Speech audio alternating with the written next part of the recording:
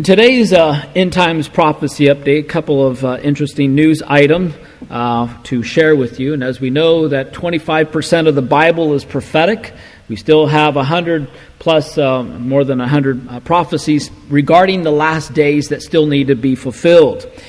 And we ought to be able to identify what these trends are in the world, in the light of those prophecies. And the New Testament tells us, you and I repeatedly, that we are living in the last days before the coming of Jesus. Not only are we told that, but we see evidence backing that up. And so there are signs that we're living in. We see the explosion of knowledge, as Daniel 12 talks about. The rise of Europe as a superpower to move towards a one-world government. We're starting to see more of those pieces of the puzzle coming together. Moving towards a cashless society. We're seeing, back in 1948, the rebirth of the nation of Israel. That was an end times prophecy that was fulfilled. The alignment of the nations against Israel, as we see in Ezekiel 38. Everything's lining up. The conflict over Jerusalem. That's that burdensome stone. And, of course, the movement of Israel to rebuild the third temple. So all these things are prophetic. All these things are coming to pass as we see each week the escalation of these signs of the times. And as we mentioned from time to time, we see this filter grid as you go through this scriptures of Matthew 24, 2 Timothy 3, Romans 1, 2 Peter, Ezekiel 38, and the list goes on. We see the earthquakes and the natural disasters like never before. Not only here in Australia, but worldwide, we're seeing it's on a whole new level than it was decades ago, hundreds of years ago. The moral issues, the immorality, the perversion, the homosexuality, the LGBT community is pushing their agenda like never before, where it's demanded and forced within schools. The brainwashing begins as early as kindergarten or prep. The religion issues, we see the deception that's crept in the churches where people are eating this sort of stuff up that just leads people further away from the truth and God's Word. The apostasy that's happening. People are walking away from the faith because they've never been rooted and grounded in God's Word or have a true saving faith. They're false conversions. And of course the persecution that's going to be continuing on. More Christians have died in the last century than the previous thousands of years before. So we're seeing just a whole escalation with the persecution, the technology, the science, and from medical stuff to the technology and the missiles and cyber terrorism, the cashless society.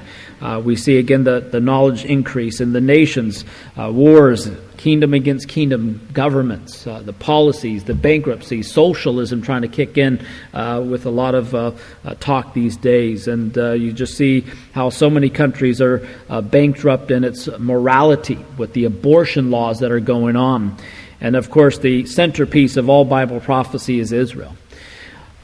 Concerning some of the national issues, again, within the Middle East, Iran continues to be a greater threat than ever before. They have a new ballistic missile that's able to have a range of over 1,000 kilometers, which is a replacement of their previous range of 700 kilometers.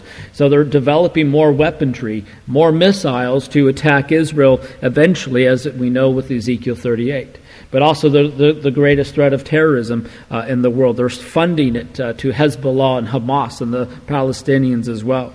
We also see there is a new secret missile site in Syria for Hezbollah, according to the Jerusalem Post. They have this new factory there where they're supposed to be turning Hezbollah's missiles into precision-guided missiles capable of striking targets within Israel with unprecedented accuracy. So, and again, we know that Hezbollah already has 150,000 missiles ready to launch into Israel. So, these are all things, and I bring this to your attention because, again, Iran is the greatest threat in the Middle East. And it's just adding more potential development of the Ezekiel 38 scenario. Also within Syria, we see how there was a report out of the Jerusalem Post how the U.S. is going to withdraw all troops.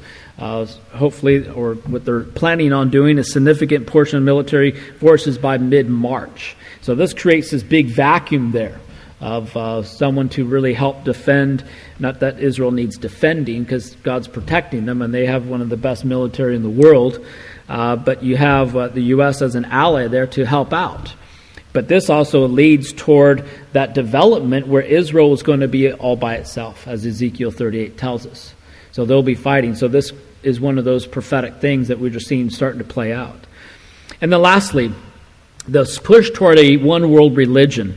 Some have read the different reports out of The Guardian. Talks about how Pope Francis, leading Islam, Imam, signed a covenant pushing toward a one-world religion. And so they have signed this historic declaration of fraternity, calling peace between nations, religions, races, in front of global audiences of religious leaders from Christianity, Islam, Judaism, and other faiths. And according to the Vatican website, they said they have tremendous preparation went into drafting this document, and you can read part of the document there online. It encourages believers from all religions to shake hands, embrace one another, kiss one another, and even pray with one another. But it's all false gods that they're praying to. It's empty, and I don't know if why these Christians, if they're Christians, are going along with this. You know, it's a false religion there that they're promoting here. So, and again, as we have mentioned before, there's a lot of speculation that this pope would be the last pope as well. And what could be taking place is that would be the false prophet coming up through after this current pope. Again, you have the Antichrist and the false prophet in the book of Revelation. They're going to be working together. And so you can see how this pushed this agenda with Pope Francis for a one-world religion. There's going to be one world government. And this is where a lot of nations are wanting to do away with borders. And this is how they can have control over the nations and having a one world system in place. So it's just one of those interesting things to just keep in mind. It's worth noting and keeping track of. And that's it for today's update.